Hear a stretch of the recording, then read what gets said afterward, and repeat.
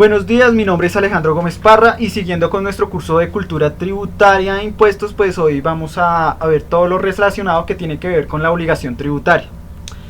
Bueno, ¿desde dónde se origina la obligación tributaria? Es decir, de tributar o contribuir para un fin común.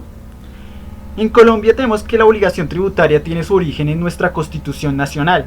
Ahí se establece que los colombianos tienen dentro de sus responsabilidades contribuir con el financiamiento de los gastos e inversiones del Estado dentro de los conceptos de justicia y equidad, basándose en el sistema tributario en los principios de equidad, eficiencia, progresividad, legalidad y retroactividad. Más exactamente, en su artículo 95 trata sobre los deberes del ciudadano. En el numeral 9 de este artículo, en el que señala claramente que es deber de todo ciudadano, dice exactamente, todos los nacionales están en el deber de contribuir al financiamiento de los gastos e inversiones del Estado dentro de los conceptos de justicia y equidad. Esto es dado por la necesidad que tiene el Estado de financiarse para que esto pueda garantizar la estabilidad y el bienestar de todos los ciudadanos, y que todos nosotros contribuyamos a tener el mayor bienestar general posible y un país próspero, ya que este país es de todos nosotros. Nosotros somos los dueños de este país y los funcionarios públicos, pues los empleados que lo administran el país. Esta contribución debe ser acorde a la capacidad económica. Esto es según el principio de progresividad. Es decir, de la capacidad contributiva. Esto para desarrollar los principios constitucionales como la progresividad y la equidad tributaria.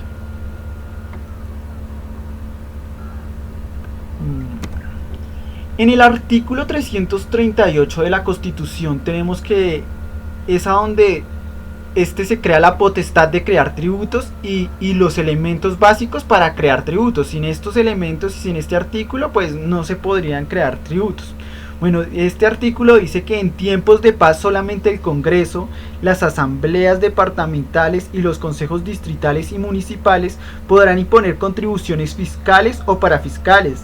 La ley que hace el Congreso de la República, las ordenanzas que hacen las asambleas departamentales y los acuerdos de los consejos distritales y municipales deben fijar directamente los sujetos activos, sujeto pasivo, los hechos generadores, la base gravable, las tarifas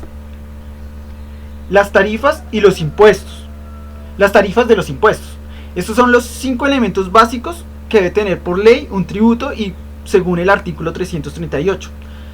Vemos que pues la ley, las ordenanzas y los acuerdos pueden permitir que las autoridades fijen la tarifa de las tasas y contribuciones que cobren a los contribuyentes, como recuperación de los costos de los servicios que le prestan o participación en los beneficios que les proporcionen.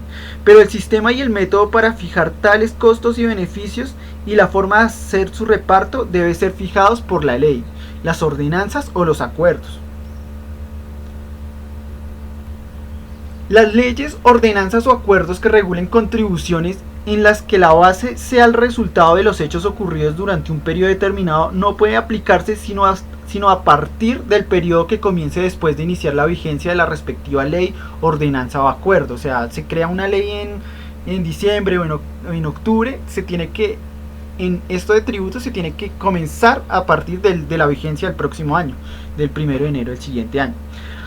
De este artículo 338 se genera la obligatoriedad de que todos los tributos tengan los 5 elementos fundamentales de los tributos, de los impuestos, que son el sujeto pasivo, la base gravable, el hecho generador, la tarifa, así, en la que no puede haber un impuesto que no tenga estos elementos. O sea, por ley no puede haber ningún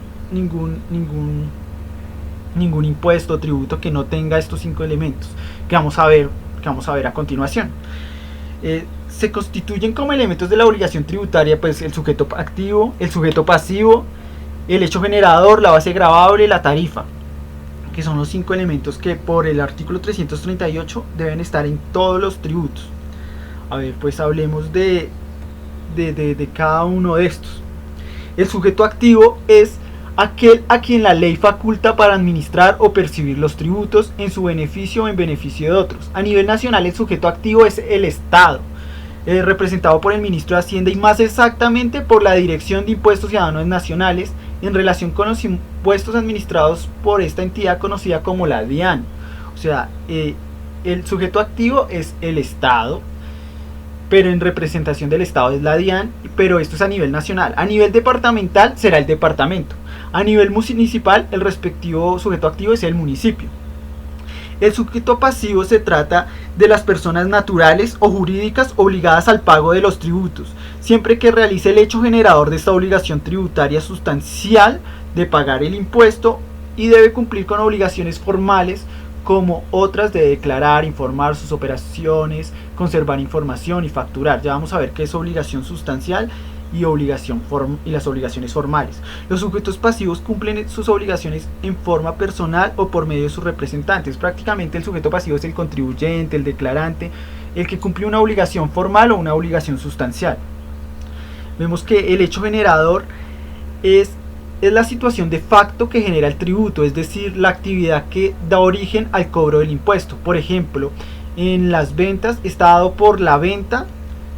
El hecho generador sería la venta o la prestación de servicio, y en el impuesto de renta el hecho generador sería la obtención de ingresos. Bueno, veamos la base gravable. La base gravable es el valor monetario o unidad de medida del hecho imponible sobre el cual se aplica la tarifa del impuesto para establecer el valor de la obligación tributaria. Es, por ejemplo, si en el impuesto de la venta el hecho generador es la venta y la base gravable va a ser pues el valor de lo que usted está vendiendo, de lo que usted está comprando, 10.000 pesos. Entonces a esa base gravable, que es 10.000 pesos, se le aplica la tarifa, que es el quinto elemento. Y la tarifa es el porcentaje establecido por ley que se aplica a la base gravable y sirve para determinar la cuantía del tributo. Por ejemplo, en el caso del IVA que estamos poniendo ejemplo, es el del 19%. Entonces la tarifa es del 19% y ese es sobre el que se saca pues el valor del impuesto que estamos pagando. Tenemos que también la definición de causación. Se entiende por causación el momento en que se da el hecho generador de una obligación tributaria, cuando se registra en libros de contabilidad una negociación u operación, aun cuando ésta no se haya hecho el pago en efectivo. Bueno, entonces vamos a ver, ya entonces conocemos los elementos de la obligación tributaria. A ver, un resumen. El sujeto activo es el Estado, en representación del Estado, la DIAN, esto a nivel nacional. Ya a nivel departamental sería el departamento, a nivel municipal sería el municipio. El sujeto pasivo es el contribuyente. El hecho generador es la actividad que da origen al cobro del impuesto. La base gravable es el valor sobre la cual se aplica la tarifa, y la tarifa es el porcentaje para la liquidación del impuesto. Bueno, tenemos que las fuentes del derecho colombiano, del derecho tributario, tiene fuentes escritas en Colombia, que son la Constitución política, los convenios internacionales, las leyes, los decretos, las resoluciones, circulares, ordenanzas y acuerdos. Entonces, tenemos que la clasificación de los tributos, de acuerdo a su obligatoriedad en función de la unilateralidad, tenemos impuestos que son obligatorios, las tasas que son un acuerdo de voluntades, ya que usted paga por un servicio que le prestan, las contribuciones que son semi obligatorias, se puede decir. Bueno, ya vamos a ver más sobre el impuesto. Impuestos son impuestos las prestaciones en dinero o en especie exigidas por el Estado. Se fundamenta en la soberanía de la nación, justificado por la necesidad de atender requerimientos de interés social, y es sin duda el más importante de los tributos que percibe el Estado para el desarrollo de sus fines. Las características de los impuestos es la obligatoriedad, es el poder de imposición del Estado que obliga al contribuyente, que no le queda más que obedecer. Y la unilateralidad es el Estado no se compromete a algo concreto o particular, no existe una contraprestación definida y personal para el sujeto pasivo. O sea, usted paga el impuesto, pero esto se le puede devolver en hospitales, en obras públicas, en ayudas a los que más lo necesitan. Así. Bueno, ahora tenemos las contribuciones. Se define la contribución como una contraprestación pagada con carácter obligatorio a un ente público con ocasión de una obra realizada por él con fines de utilidad pública, pero que proporciona ventajas especiales a los particulares propietarios de bienes inmuebles. Ejemplo, de contribuciones son los pagos obligatorios que hacen los contribuyentes y que tienen destinación más o menos específica. Contribución por valorizaciones, contribuciones a las superintendencias de sociedades, por ejemplo cuando se hacen obras públicas, ahí es cuando se nacen estas contribuciones. Tenemos las tasas. Las tasas son contribuciones económicas que hacen los usuarios de un servicio prestado por el Estado. La tasa no es un impuesto, sino el pago de una persona que una persona realiza por la utilización de un servicio. Por tanto, si el servicio no es utilizado, no existe la obligación de pagar. Son aquellos ingresos tributarios que se establecen unilateralmente por el Estado, pero solo se hacen exigibles en el caso de que el particular decida utilizar el servicio público correspondiente, por ejemplo, pago de peajes, tasas aeroportuarias, portes de correo, matrículas universitarias, etc. Tenemos que la clasificación de los impuestos se dividen en impuestos directos y en impuestos indirectos. Los impuestos directos deben ser cancelados por la misma persona a quien se grava, cuya relación fiscal es directamente con el sujeto activo del impuesto. Estos no pueden ser trasladados. El declarante es el mismo contribuyente que paga el impuesto. Por ejemplo, en el impuesto al patrimonio, usted por tener un patrimonio alto, usted directamente es el que lo declara y el que lo paga. Caso contrario tenemos en los impuestos indirectos. Son aquellos cuya responsabilidad jurídica es diferente a la persona económica que asume el impuesto, quien se convierte en un agente del sujeto activo para su recaudación y control. Por ejemplo, en el impuesto de las ventas. Nosotros cuando vamos a comprar somos los que pagamos el impuesto, pero acá hay un tercero, o sea, acá no hay una relación directa porque pagamos el impuesto a la tienda y la tienda se encarga de recaudarlo y de declararlo ante la DIAN o ante el Estado, ante la DIAN. Entonces por eso se dice que es un impuesto indirecto, porque no va directo, usted como contribuyente no lo declara directamente a la DIAN o al Estado, sino hay un tercero que en este caso sería el tendero. Por ejemplo, en el gravamen de los movimientos financieros, el tercero sería los bancos. Usted como usuario de los bancos es el que asume el impuesto, pero el que lo termina declarando y pagando a la DIAN pues son los bancos. Mientras que en los impuestos indirectos, el impuesto, por ejemplo, usted por obtener ingresos, en el impuesto sobre la renta, pues por tener estos ingresos, usted los declara y los paga directamente ante la DIAN. Bueno, ya podemos ver la clasificación de los impuestos, pero según su territorialidad, qué pena. Pueden ser clasificarse nacionales, los impuestos nacionales, los impuestos departamentales y los impuestos municipales.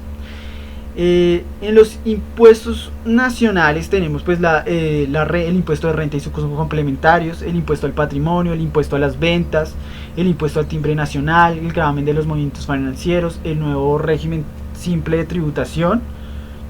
En los impuestos departamentales, que son administrados por los departamentos, dentro de estos tenemos el impuesto a la venta de consumo de licores, el impuesto de registro y anotación, el impuesto de cervezas, cigarrillos y tabacos, el impuesto de degüello de ganado mayor.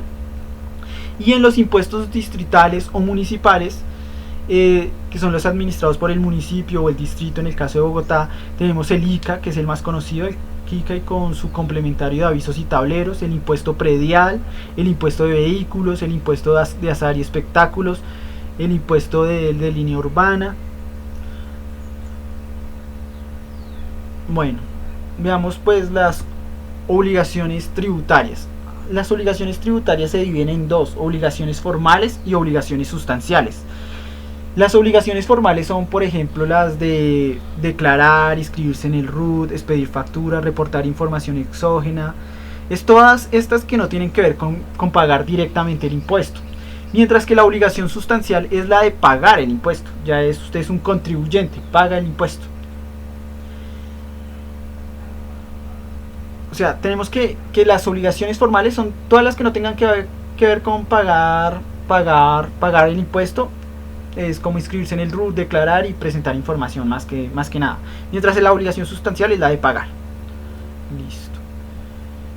Veamos. ¿Qué es el RUT? El RUT es el mecanismo único para identificar, ubicar y clasificar a los sujetos, Personas y entidades que tengan la calidad de contribuyentes, declarantes de impuestos sobre la renta y no contribuyentes, declarantes de ingresos y patrimonios, responsabilidad de responsables de IVA y no responsables de IVA, que ahorita cambió el término régimen común y régimen simplificado, fue eliminado. Tenemos a agentes retenedores, usuarios aduaneros, demás. Esto sirve para identificar, ubicar y clasificar a los sujetos de las obligaciones administradas por la DIAN, así como aquellos que por disposición legal deben hacerlo o por disposición de la DIAN, conforme con las normas legales y reglamentarias vigentes. El contribuyente, en especial las personas jurídicas, deben inscribirse en el RUT antes de iniciar cualquier actividad económica. Es siempre importante que estemos ya inscritos en el RUT y que ya tengamos un RUT. Para todos, las personas naturales que en el correspondiente año gravable adquiera la calidad de declarante del impuesto sobre la renta tendrán plazo para inscribirse en el RUT hasta la fecha de vencimiento prevista para presentarle esa declaración. O sea, tienen plazo antes de hacer la declaración, tienen que ya estar registrados en el RUT. Esto es lo que hacemos nosotros en las NAF. Actualizamos RUT, creamos RUT. Entonces, pues, para que ustedes tengan siempre que deben inscribirse en el RUT antes de iniciar una actividad económica, si van a ser comerciantes, si van a comenzar a vender o a hacer una actividad de comercio, siempre es necesario como inscribirse en el RUT. Bueno, pero ¿qué es el NID? A veces se suele confundir entre el RUT y el NID. Y tenemos que el NID es el número de identificación tributaria que se asigna por la DIAN, que es asignado por la DIAN una sola vez cuando esta persona se inscribe en el RUT. El NID solo es el número de identificación tributaria asignada. Por ejemplo, normalmente a una persona natural es el número de cédula con un código de verificación. Bueno, acá vemos más exactamente que el RUT son varias hojas, a donde pues dependiendo de las responsabilidades que tengas, son las que se van llenando. En el RUT tú encuentras el tipo de contribuyente que sos, el número de cédula, la fecha de expedición, a dónde vive, a dónde reside, a dónde nació, a dónde expidió su cédula, el correo electrónico, que es súper importante tenerlo actualizado, porque ahí le llega cualquier notificación o aviso de la DIAN, el número de dirección, el número de celular. Siempre es importante tener actualizado el RUT, lo más actualizado posible, cada vez que usted cambie de dirección, y de eso nos encargamos en las NAF, de actualizar el RUT. Y acá vemos encerrados en rojo